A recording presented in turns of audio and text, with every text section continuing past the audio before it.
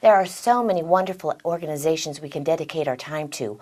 One in particular is called One Nation Walking Together, and they're dedicated to improving the lives of Native American Indians.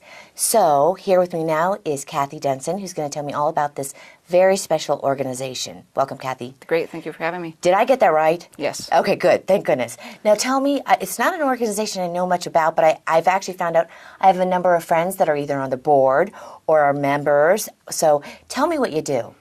Our primary function as an organization is to collect donations from the community, and actually from around the country. People will send us things, necessary items for people to live. Clothing, utensils, dishes, pots and pans, blankets, food, you name it. All the basics that we all need to live. If you need it in your home to survive, the people on the reservations need it to live as well. Okay. And our primary function is to serve those still live in third world conditions or in low income areas, impoverished reservations in our western region.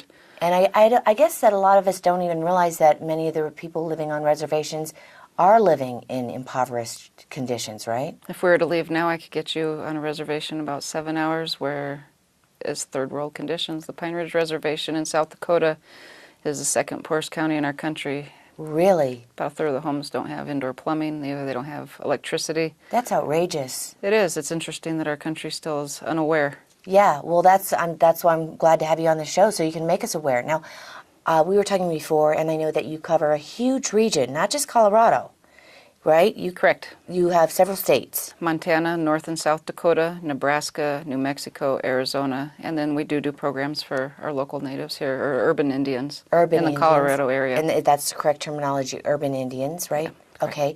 And we were talking about some of the different tribes that that are in these different areas. Can you give me just some of them? Lakota, Salish. Oh, I went down to Santa Fe, by the way, and met this great Lakota guy. Anyway, that's a whole other story, a whole other show. Navajo, Hopi, Papago, Zuni. How many tribes did you say there are still living on reservations? Many. Many? I don't know the correct answer to that. That's okay. You don't need to know the number. It's just, I spent 18 years in Manhattan, so I was like in a very limited silo, and I didn't know much about that until I came out to the West, and I'm like, oh, I didn't know there were all these reservations. Many people don't know. I'm embarrassed to say it, but I'll say it because I want other people to know that not all of us know it. Correct. Yeah. So you need volunteers, don't you? We do. We can always use volunteers to either do different fundraiser opportunities with us, to just sort donations, or even help load the trucks. We send our donations on 53-foot semi-trailers. So you need truck drivers. Well, we have a truck driver contracted through the trucking company, but we can always use people to load the trailers to get ready to take the donations to the reservation. Do you have a physical site that you work out of? We do. We're at 45A Commerce Street, and that's 80907. That's just north of the Kmart on Fillmore, Nevada, so we're not too far. Oh, you're right. Very convenient. Real close to downtown area. Yeah, okay. And so do you accept donations there at that site? Correct. Same place. And we have funny hours. We're open Tuesday through Friday from 9 to 3. Best place to find out is our website, which is onenationwt.org.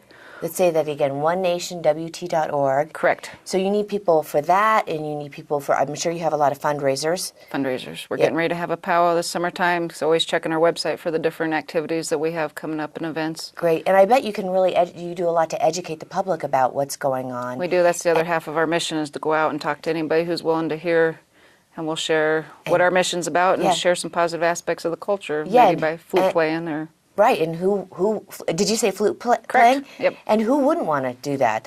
It sounds like a fabulous organization. It really does. Thank you. So you guys out there, I think this is another opportunity to volunteer, give back to your community, and also learn some history, too, right? Correct. Yeah. Well, Cathy, thank you so much for being here. Thank you for having me. Wish you the best of luck, and you've opened my eyes too. I had no idea that there are people living on reservations in such poverty, and it doesn't speak well of us that we have that in America. Correct. But thank you. Well, thank goodness there are people like you. Oh, it's the people, Elaine and Bill Glenn, that started this many years ago. I'm All just right. lucky enough to be a part of it. So props to them. All right. Thank you. Thank you.